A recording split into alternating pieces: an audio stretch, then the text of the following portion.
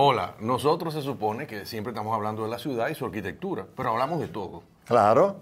Y discutiendo lo de siempre. No, eso no es así. No es así. Tenemos unos latidos medio arbitrarios, ¿no? Bueno, yo soy Jordi Masalles. Y yo, José Enrique del Monte. Y nosotros tenemos una sección en el Matutino Alternativo que se llama El Latido Urbano. Todos los viernes. Sístole y diástole. Porque lo que nos molesta a nosotros ni siquiera son los entaponamientos, sino cuando tú te detienes y no avanza nada. Eso es lo más frustrante. Porque ir detrás de una cola, como muchas ciudades, eso, aunque molesta, no es tan grave como cuando tú tienes 10, 15, 20 minutos en la misma esquina parado ahí y aquello no se mueve por ningún lado.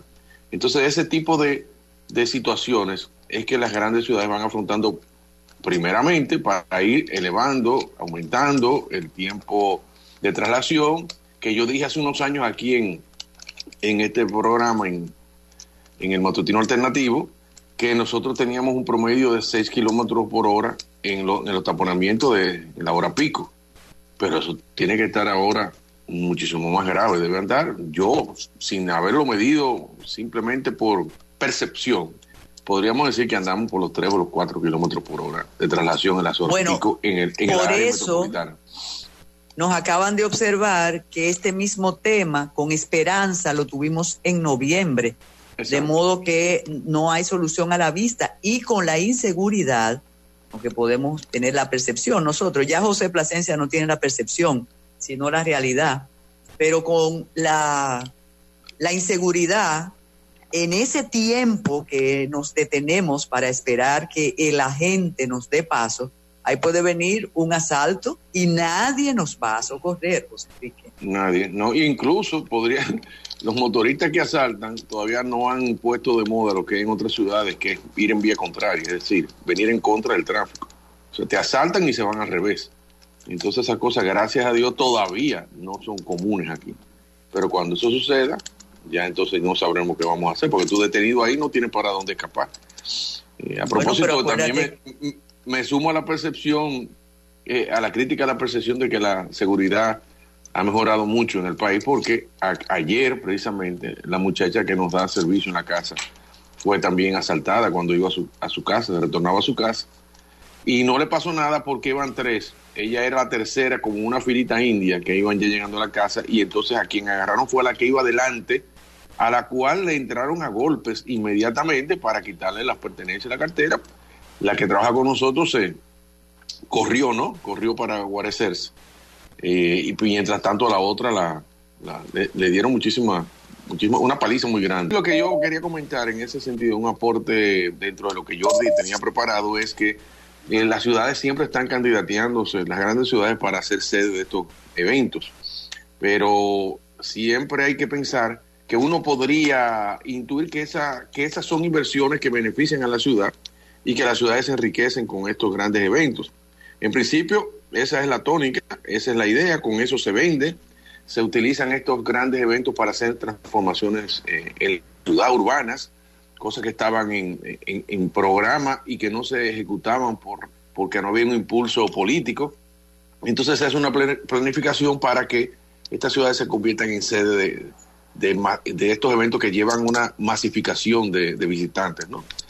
Y realmente las estadísticas indican que sí, el impacto inicial es muy, muy positivo, porque se hacen estas obras, se mejora la economía de la ciudad durante los días, pero después viene una debacle. Normalmente las ciudades entran en recesión, las deudas que quedan son altísimas, los lugares que se prepararon para estos grandes eventos quedan obsoletos porque no se usan con la misma intensidad. Hay lugares que se transforman en términos de la valoración del suelo, que en un principio tenían un valor comercial alto, elevado por la cercanía del evento, y una vez pasan los eventos, entonces comienza la merma y comienzan a devaluarse, y a veces inclusive se deteriora tanto el sector que es una pérdida de dinero tanto para el propietario como para la ciudad. Esas cosas han ido sucediendo. Y comenté también en una ocasión que la ciudad de Nueva York estaba detrás de una de las Olimpiadas de verano, ¿no? Candidateándose, y habían unos debates en la ciudad de la suma y resta de qué beneficiaba y qué no beneficiaba, y al final la ciudad desistió de impulsarlo. Siempre hay los empresarios que quieren y le dan cabida, pero la ciudad en sí la postergó. O sea, hay efectos como en Atlanta, que quedó bastante lesionada, y otras ciudades. Otras han sido exitosas, como el caso de Barcelona, que sí hay una transformación positiva de la ciudad, pero no es una garantía. La mayoría de las que tienen efectos positivos es porque cuentan con un liderazgo multidisciplinario en lo que los urbanistas y los planificadores del territorio entonces ya se concentran para pensar en la ciudad, no para el evento, sino a partir del evento. Entonces ahí sí hay efectos positivos. No sabemos si eso va a pasar en Qatar, cómo ha sido la dinámica de esos países donde ya sabemos que hubo todo un trasiego de influencias económicas y eso, que ya lo hemos estado oyendo en la sección de deportes del matutino alternativo y con Francisco Lapuble. Y entonces hemos visto todo el escándalo de corrupción. Pero ¿por qué se dan estas cosas? Porque alrededor de esto hay una gran bolsa de dinero. Entonces hay inversiones, hay lavado de activos, hay de todo, mezclado con el gran evento. En una ocasión, nosotros hicimos en la universidad, con nuestros estudiantes de arquitectura, un ejercicio de cuatrimestre completo, donde nos imaginábamos que Santo Domingo iba a ser la sede de unas Olimpiadas, un evento de esa categoría, ¿no? Y entonces uno piensa que sí, bueno, ¿cuáles son las listas de los estadios que tienen que venir? ¿Dónde lo colocaríamos? ¿Cuál mejoraríamos? Etcétera, etcétera. Pero a nosotros lo que nos interesaba como estudiantes de arquitectura y urbanismo era ver el impacto que iba a tener Santo Domingo previo, durante y después del evento. Y aquello fue sumamente interesante porque uno se da cuenta que aunque Santo Domingo pudiera creerse que puede ser sede de unos juegos de esta categoría, la verdad es que la infraestructura urbana, las necesidades de una ciudad para alojar una cantidad inmensa de personas en poco tiempo, abastecimiento de alimentos, seguridad, transporte público seguro y continuo, orientación geográfica dentro del territorio, ofertas gastronómicas y ofertas también de ocio, habitaciones de hoteles, etcétera, el tiempo de traslación, la movilidad urbana para ir de un evento a otro desde los hoteles. Esas son cosas que son un gran reto para una ciudad como la nuestra, y entonces no solamente se trata de dinero y recursos, sino que uno comienza a perfilar que estamos en una fase primaria urbana. Aunque tenemos una ciudad enorme en cuanto a dimensiones, Santo Domingo realmente es una metrópoli en cuanto a su dispersión territorial, la huella de la ciudad es en crecimiento, pero los componentes nuestros son todavía un tanto provincianos. Yo siempre he tenido la idea de que unas Olimpiadas se podía desarrollar en el Caribe y crear como todo un circuito entre todas las islas y repartir todos los deportes entre todas las islas y así generar como una especie de Olimpiadas caribeñas, ¿no? De manera tal de que tantos deportes en Jamaica, en Cuba, en Puerto Rico, en Haití, en Dominicana, y entonces así bajando por el arco de las Antillas fuera como un experimento interesante. Pero José Enrique y yo habíamos hablado de hablar hoy precisamente de fútbol. O sea, aprovechar el Mundial, ¿no? Recién concluido, que es una cosa inexplicable casi las pasiones que genera el fútbol. El fútbol genera unas pasiones impresionantes que yo por lo menos no veo en ningún otro deporte. O sea, cuando esas multitudes se ponen a saltar todas,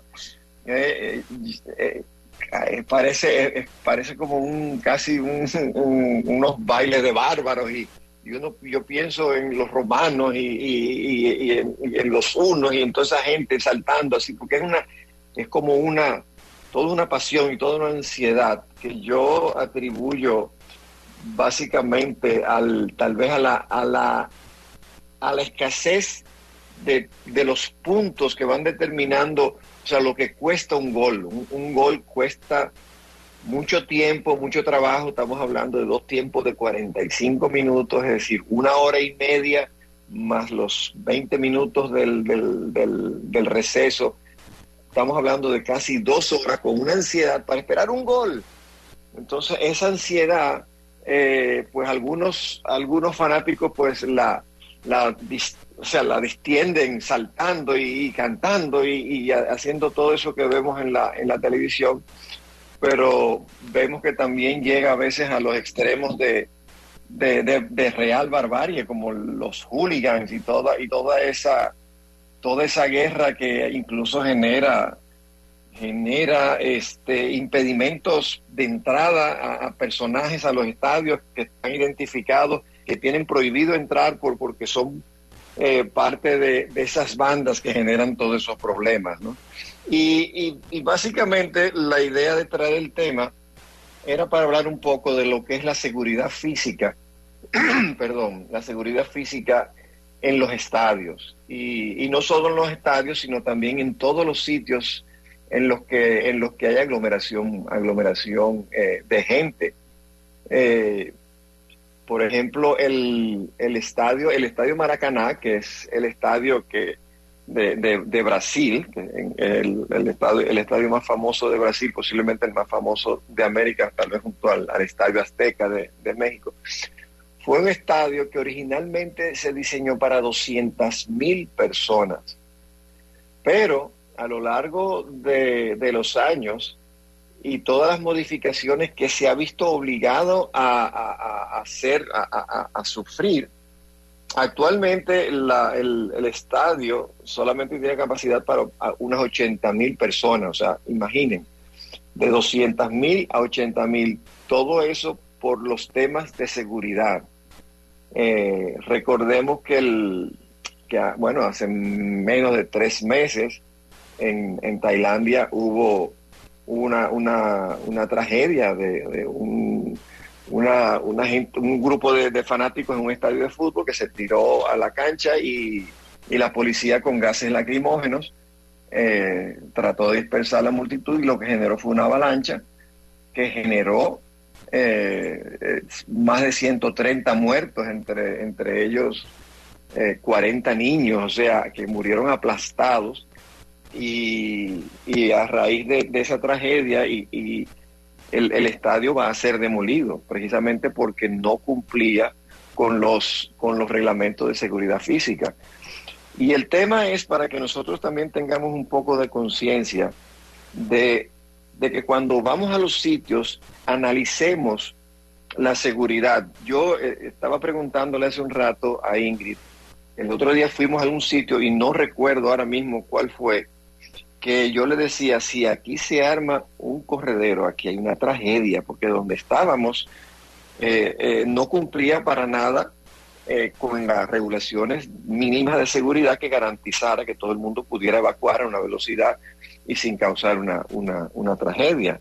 Pero lo peor de todo es cuando vamos al edificio de Obras Públicas, o sea, el edificio de nuestro Ministerio de Obras Públicas no cumple con los requisitos de seguridad física. Entonces, creo que nosotros aquí por suerte siempre tenemos a la Virgen de la Altagracia, que siempre nos protege, y no han ocurrido tragedias de la magnitud, por ejemplo, como la de Tailandia y así, porque realmente a veces uno entra a los sitios y uno tiene que entrar a los sitios y debería analizar qué pasaría si hay una avalancha, si hay un corre-corre que todo el mundo tiene que salir.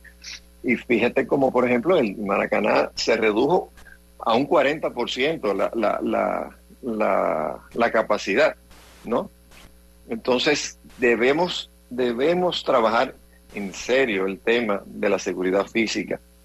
Si hay un incendio, si hay un pleito que sacan pistolas, eso ocurre con mucha frecuencia en nuestro país, ¿no?